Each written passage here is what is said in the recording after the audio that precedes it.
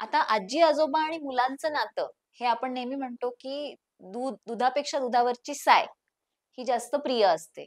तसंच आजी-आजोबांचं आणि नातवंडांचं नातं असतं. तर आपल्या मुलांपेक्षा जास्त आजी-आजोबांचा जीव हा नातवंडांमध्ये अडकलेला असतो. तर त्याच्यामुळे आजी-आजोबा घरात असणं ही प्रत्येक नातवंडांसाठी एक प्रकारे ब्लेसिंगच म्हणता येईल.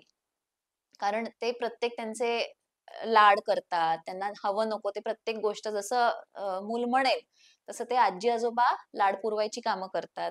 हो की नाही?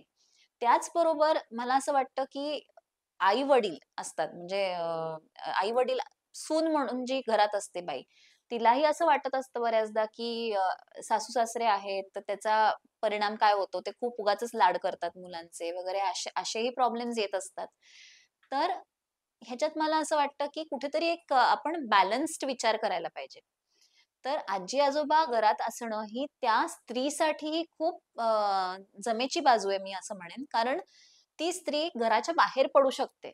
कारण आजी-आजोबा आहेत. मुलाची काळजी एखादी नॅनी किंवा एखादी केअरटेकर जितकी घेईल त्याच्यापेक्षा जास्त निश्चित आजी-आजोबा जास्त प्रेमाने घेतील.